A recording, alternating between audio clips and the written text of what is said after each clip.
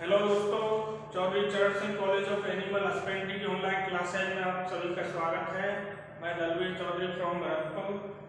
तो आज हम पढ़ेंगे क्लास CSDT फर्स्ट ईयर का पेपर नंबर 4 एनिमल एक्सटेंशन, पशुपालन प्रसार। पशुपालन प्रसार के अंदर हमने पढ़ा था अब तक राजस्थान में पशुपालन का क्या महत्व है, तथा दूसरा टॉपिक हमने पढ़ा था प्रसार शिक्षा, अनौपचारिक शिक्षा एंड औपचारिक शिक्षा।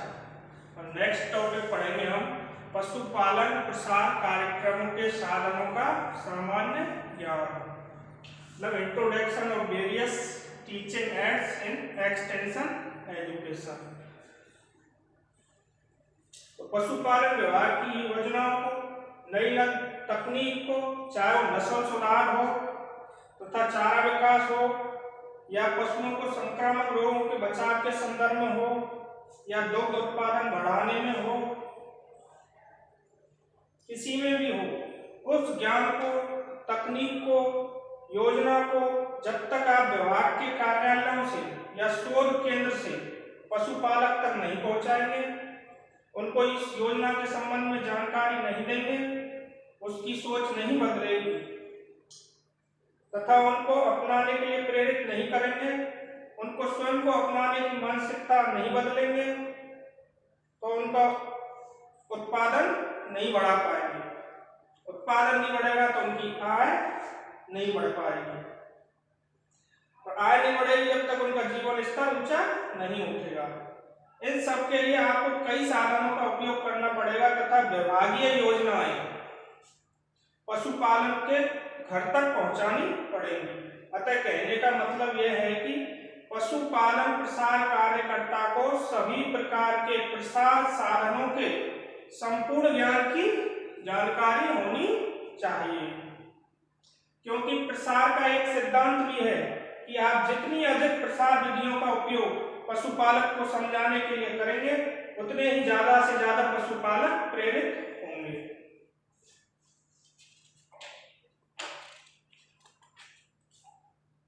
तो कुछ वैज्ञानिकों ने इस संबंध में इस प्रकार कहा है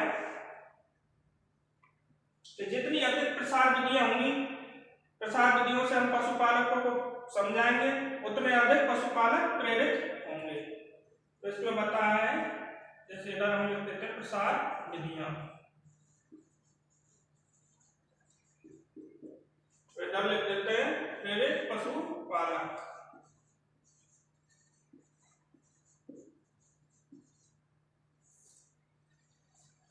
जैसे जैसे माना प्रसार विधि की संख्या 1 है, तो पशुपालक, प्रेरित पशुपालक 35%। जैसे प्रसार विधियों की संख्या 3, तो प्रेरित पशुपालक 60%। प्रसार विधियों की संख्या 5, प्रेरित पशुपालक 86%। प्रसार विधियों की संख्या 9, प्रेरित पशुपालक 90%। तो इससे ये स्पष्ट होता है कि जितनी अधिक प्रसार विधियों से हम प्रसार करेंगे, तो उतने अधिक पशुपालक प्रेरित होंगे।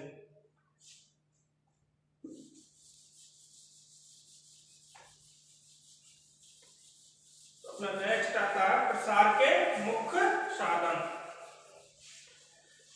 क्या? प्रसार के मुख्य साधन। प्रसार के मुख्य साधन। प्रसार के मुख्य साधनों में पहला टॉपिक आता है अपना जनसंपर्क।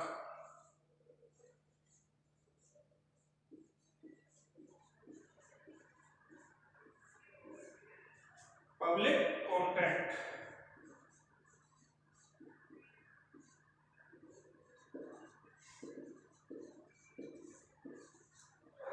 तो जनसंपर्क, पब्लिक कॉन्टैक्ट के अंदर जनसंपर्क वह साधन है जिससे प्रसार कार्यकर्ता स्वयं पशुपालक के घर पर या फार्म हाउस पर जाता है और अपनी बात रूबरू होकर बतलाता है। पशुपालक और प्रसार कार्यकर्ता आमने सामने खड़े होकर स्वयं कृषक की स्थिति, पशुओं की संख्या, सिंचाई की स्थिति आदि सभी पहलुओं पर सुझावों पर विचार विमर्श करते हैं। वह संपर्क करने का सबसे श्रेष्ठ साधन है। मतलब पब्लिक कांटेक्ट संपर्क करने का सबसे श्रेष्ठ साधन है। प्रसार कार्यकर्ता ध्यान रहे कि बातचीत की भाषा जहां तक हो स्थानीय तथा मधुर हो। इसमें पशुपालक को बोलने का पूरा मौका दें तथा उसके द्वारा पूछे गए प्रश्नों के उत्तर भी स्थानीय भाषा में दें। तो दूसरा आता है अपना सभाएं।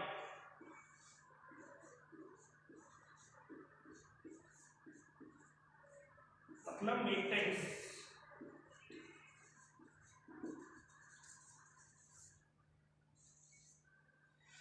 तो सभाएं कई प्रकार की होती है। आप स्वयं योजनाओं की संपूर्ण जानकारी देने के लिए पशुपालक के लिए सभा का आयोजन करें अथवा ग्राम पंचायत की सभा सरपंच महोदय कर रहे हो तो सरपंच से निवेदन कर उसी सभा में अपने विचार रखें। लेकिन कुछ बातों का इसमें ध्यान रखें। पहला ध्यान रखने की बात है कि विषय की स्वयं को संपूर्ण जानकारी होनी चाहिए। जिस विषय में हम पशुपालकों के लिए बता रहे हैं उस विषय के बारे में अपन को पूरा ज्ञान होना चाहिए। दूसरा है जो प्रचार के साधन उपलब्ध हों उन्हें साथ लेकर जाएं। जैसे पोस्टर वगैरह, पम्पलेट वगैरह जो भी साधन है उनको साथ लेकर जाएं। तीसरा है पशुपालकों के विचार सुने। मतलब पशुपालक किस प्रकार से अपने विचार रख रहे हैं उनको ध्यानपूर्वक सुने। चौथा है आप स्वयं उत्तेजित नहीं हो, शांत रहें। पांचवा है बैठक में उठाई गई कठिनाइयों का यथासंभव हल करने अथवा समाप्त करने की क्षमता रखें। प्रश्नों से घबराएं नहीं। मतलब जितने पशुपालक प्रश्न पूछे उनसे घबराना नहीं है। तीसरा आता है इसमें प्रदर्शन, एग्जीबिशन।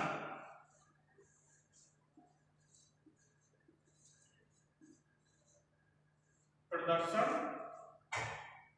एग्जीबिशन।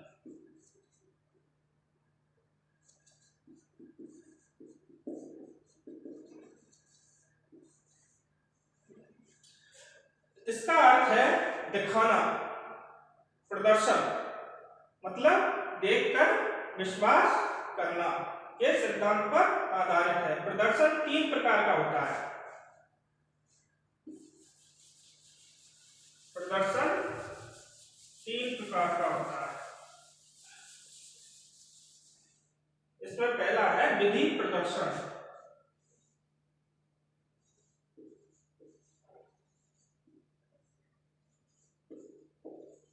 विधि प्रदर्शन इसको कहते हैं मेथड एग्जीबिशन।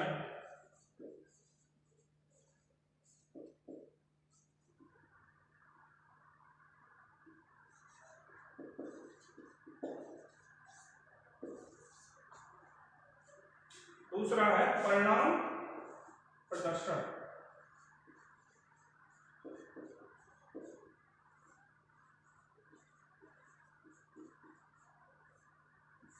इसको इंग्लिश में कहते हैं रिजल्ट एग्जीबिशन।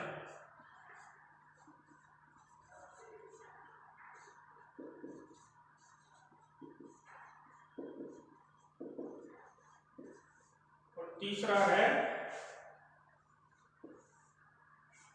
संयुक्त प्रदर्शन।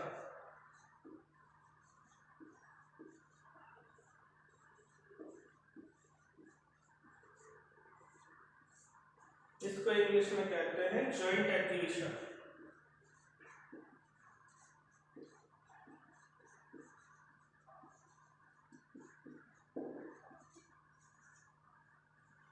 तो अपन पहला लेते हैं विधि प्रदर्शन, मेथड एग्जीबिशन।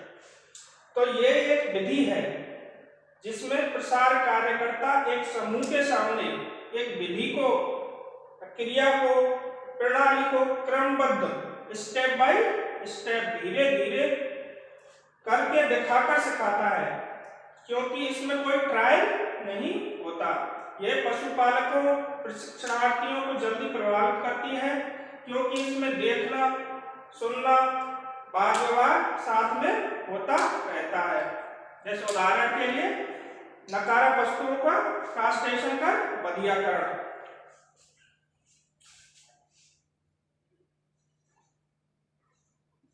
बधियाकरण। तो बधियाकरण क्या है? जैसे कोई नकारा पशु है तो उसको पशुपालकों के सामने उसका वहीं पर बधिया करना, तो उसमें वो देखते हैं और प्रसार कार्य करता है। तो इसमें दूसरा आता है परिणाम प्रदर्शन। इसमें पुरानी या रूढ़िवादी अर्थात देसी विधि के साथ उन्नत विधि का सामान्य परिस्थितियों में तुलनात्मक परिणाम दिखाकर जनता को समझाया जाता है। मतलब देसी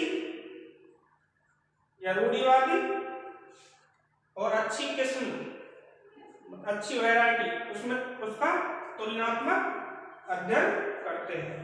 अर्थात कोई रूढ़िवादी वस्तु नई वस्तु से कितनी अच्छी है या कितनी बुरी है, इस बात को प्रकट करती है।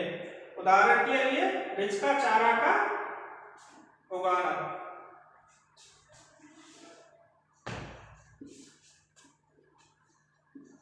रिच का चारा उगाना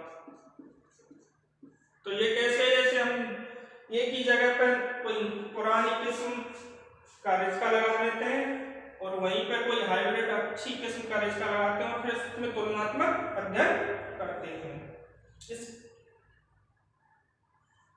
इसमें कुछ शर्तें हैं, जैसे हमेशा प्रगति पशुपालक को चुने जिसके पास 5-7 बड़े उन्नत नस्ल के पशु हों।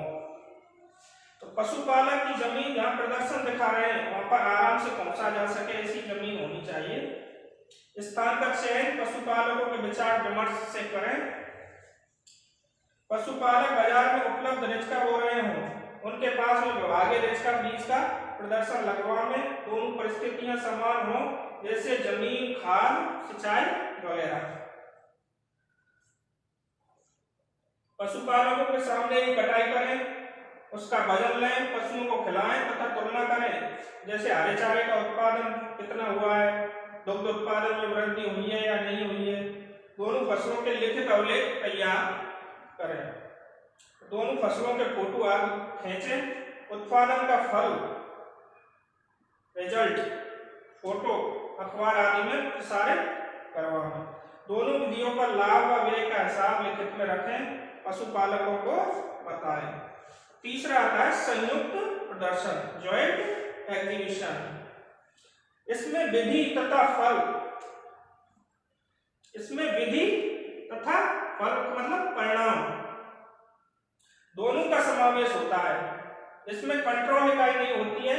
इसमें जो भी दिखाना चाहते हैं उसके लिए जमीन को तैयार करवाएं, उन्नत बीज काम में लेवें, बीजोपचार करें, उपयुक्त खाद उर्वरक देकर उन्नत विधि से बोएं, समय समय पर कीटनाशक छिड़कें, सिंचाई करें, उत्तम किस्म के उपकरणों से कटाई करें। ये सब पशुपालकों के समूह को दिखाएं, परिणामों से अवगत कराएं तथा आसपास लगे पुरानी विधि से बोए हुए से विधि तथा फल प्रदर्शन का तुलनात्मक अध्ययन करें। तो चौथा पॉइंट जो आता है इसमें, ये तो हो गया प्रदर्शन।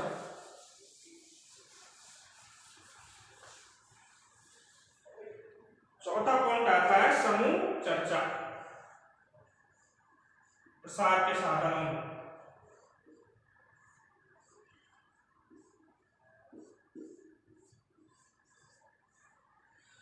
तो समूह चर्चा के अंतर्गत ग्रुप डिस्कशन इंग्लिश में कहते हैं।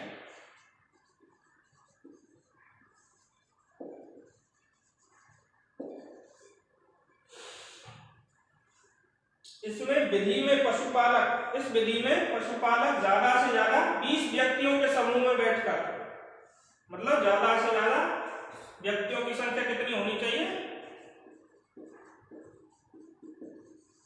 20 से ज्यादा नहीं होनी चाहिए।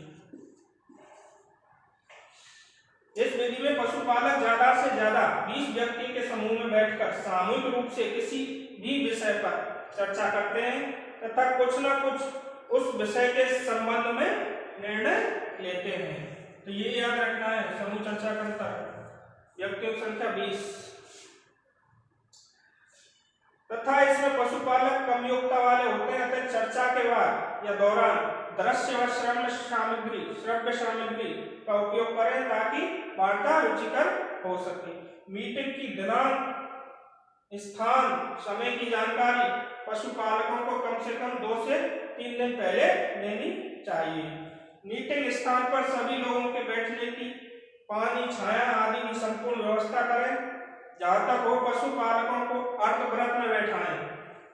अर्धव्रत मतलब इस टाइप में, जिससे एक दूसरे का मुंह आपस दिखता रहना चाहिए, ताकि सब एक दूसरे का चेहरा वार्ता के दौरान देख सके।